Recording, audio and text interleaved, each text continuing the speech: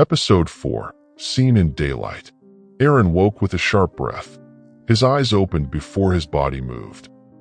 For a split second, he was certain someone had been in the house. The room was still, quiet, empty. He stayed where he was, listening. Old habits. The nightmares had become less frequent over the years, but they never disappeared completely. Some faces refused to stay buried. Some missions lingered long after they ended. Aaron sat up and rubbed a hand across his face. Then he did what he always did. He trained. The routine never changed. Strength work, mobility, endurance. Then combat drills practiced so many times they no longer required thought. Judo, kickboxing, tai chi. Movement flowed into movement until breathing and technique became one rhythm. Staying alive had once depended on it. Old instincts didn't retire. Neither did he. Aaron stayed alert, not because anything was wrong, but because nothing was. No reflections out of place. No vehicles lingering too long. No patterns repeating where they shouldn't. The quiet bothered him more than threat ever had. Over the past week, he'd made quiet changes to the house. Cameras no one would notice unless they knew where to look. Motion sensors tucked into ordinary fixtures. Reinforced locks. Better lighting. Small layers of security built into everyday routines. Nothing obvious. That was the point. If trouble ever came looking, Aaron wanted to know about it before it reached the front door. That morning, Dara's grandmother watched her fold laundry with unnecessary precision. "Invite him for lunch one of these days," she said casually. "On your day off. I'd like to see him in daylight." It wasn't a request. Dara paused. "He doesn't talk much." Her grandmother smiled faintly. Men who talk little usually have reasons. Aaron didn't hesitate when Dara asked. He only nodded once. "All right." Aaron showed up the following week. Dara's grandmother noticed him before he noticed her watching. She was seated by the window when they arrived, hands folded, eyes clear. The kind of woman who didn't need to ask questions loudly because answers had a way of volunteering themselves around her. The apartment Aaron came from was controlled emptiness. The house he entered was lived in warmth. Lunch was simple, nothing elaborate, food that didn't try to impress. Aaron sat straight, hands folded loosely, eyes observant but respectful. He spoke when spoken to, ate slowly, listened more than he answered. Dara's grandmother watched him the way she watched storms on the horizon, not afraid, just attentive. "You grew up with a family?" she asked casually, passing him a bowl. Aaron paused. "Foster care," he said finally. No bitterness, no detail, just a fact. Her grandmother nodded, as if that explained something she'd already known. "That teaches children to be careful with joy." Aaron didn't look away. "What do you do for work?" she asked next. "Investments." She studied him openly then. "You don't carry yourself like a man who learned life from numbers." The words might have unsettled someone else. Aaron found himself almost smiling. "I've seen people," she continued, "and you seem to have seen more than most people your age. That doesn't come from money." Dara held her breath. He met the older woman's gaze and gave a small nod. No defense, no denial. After lunch, she asked him to help move a cabinet. Not as a test. Aaron lifted it alone, too easily. Later, he stepped into the garden.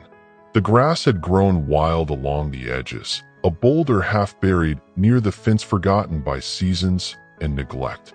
Aaron studied the stone once, then bent. He tested the angle, shifted his footing, lifted. No hesitation, no strain, just controlled effort. Grandma watched from the porch, eyes narrowing just slightly. Dara watched from the porch, not because he struggled, but because he didn't. He carried the boulder clear of the bed and set it aside like it belonged elsewhere. His movements were precise, economical, as if strength, to him, was simply another tool.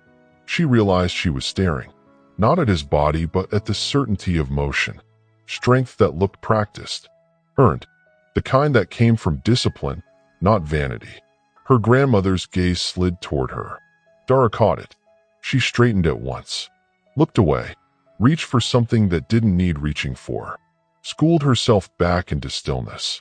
Aaron had removed his outer shirt, leaving only a simple singlet darkened slightly at the collar. Practical, unself-conscious. He worked on, focused, giving no sign that he noticed anything beyond the task.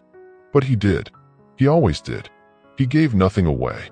Later, as he rinsed his hands at the tap, Dara's grandmother spoke lightly. "You should be careful," she said. "Moving around like that. Young women notice things." Aaron glanced up. Water dripped from his fingers. A pause. Then a faint smirk touched the corner of his mouth. "I'll keep that in mind," he said. Her grandmother smiled, as if she'd confirmed something she already knew. She took a liking to him after that, asked him to come by when things needed fixing, trusted him around the house without supervision, observed the way he moved through space like it mattered. He trimmed the overgrown grass with the same efficiency. No wasted motion, no fatigue. "Investment, you said?" she remarked later, handing him water. "Yes, ma'am." She smiled, not unkindly. "Like I said, you look like a man who's seen more than numbers." The words would have rattled most people. Aaron smiled back. He liked that she didn't soften truth. "Sorry if she was too direct," Dara said quietly later. He shook his head. "She's honest." "That didn't bother you?" "No," he said. "It's rare." They stood there a moment longer than necessary. Aaron was still guarded, still measuring, still detached in the ways that mattered.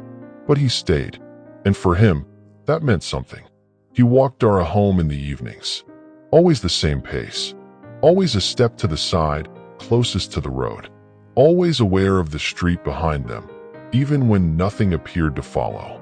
Dara noticed his detachment, but she noticed the effort too. The way he listened, the way he stayed, the way he tried. Then one evening, as he turned to leave, Dara spoke softly. "You know, I've been calling you Ben." He stopped. "That's not your name, is it?" He hesitated. Then for the first time, he chose truth without strategy. "Ben is for the town," he said, "because that's who I am here." He turned just enough to meet her eyes. "But to you, my name is Aaron." The name felt heavier than he expected as it left his mouth. She didn't smile like she'd earned something. She simply nodded, as if she understood what it meant to be trusted with a real name. She repeated it once, quietly, like a promise she didn't yet understand. "Aaron." He nodded. No dramatic feeling. But as he walked away, he didn't feel exposed. He felt placed. And that was new.